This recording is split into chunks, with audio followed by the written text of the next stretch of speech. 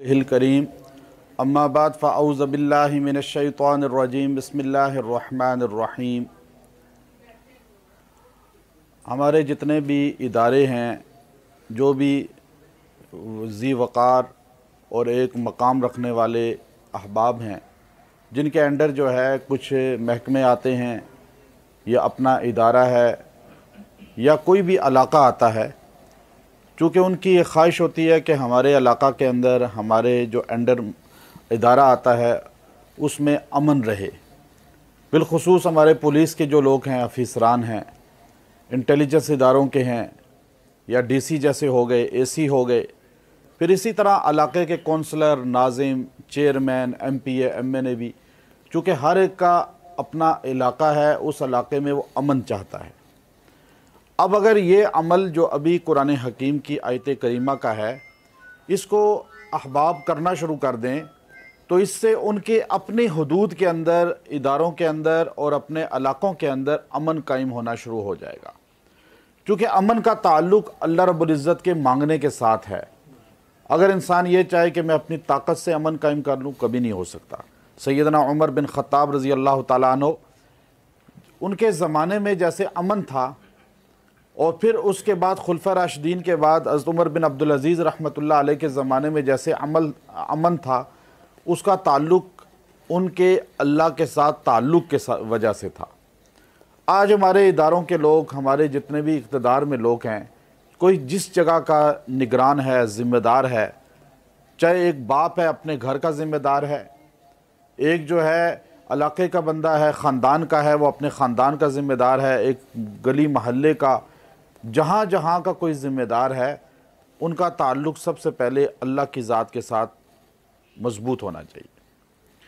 उमर बिन अब्दुल अज़ीज़ रहमतुल्लाह अलैह के ज़माने में भेड़ और भेड़िया एक ही चश्मे से पानी पीते थे, शिकार नहीं होते थे।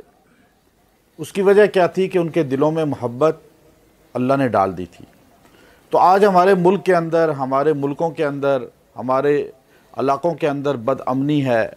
उसकी वजह क्या है कि हमारे दिल आपस में जुड़े हुए नहीं हैं, हमारे यहाँ नफ़रतें आम हैं। तो कुरान हकीम की यह आयत करीमा अगर इसको तिलावत करें रोज़ाना, हमारे कोई भी ज़िम्मेदार हैं, जिस इलाके का SHO है, एक इलाके का ज़िम्मेदार है, DSP है, SP है, SSP है, DC तक IG कोई भी है, अगर आप रोज़ाना कोई भी इंसान अपने मनसब पे बैठकर इस आयत करीमा को पढ़े, अल्लाह तबारक व तआला जो जो उसके अंडर आता है उस जगह पे अमन को कायम कर देगा। वो आयत करीमा क्या है? इन्ना रब्बी अला कुल्ली शैइन हफीज़।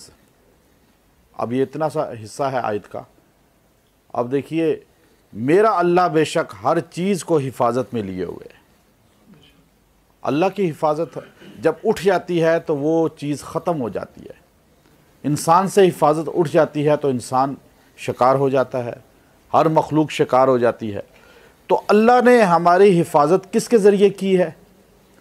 जो हमें नज़र नहीं आती मखलूक, ने जिन्नात नहीं, अल्लाह ने फ़रिश्तों के ज़रिए, जो फ़रिश्ते हैं, अब वो हर इंसान की हिफाजत पर मामूर हैं।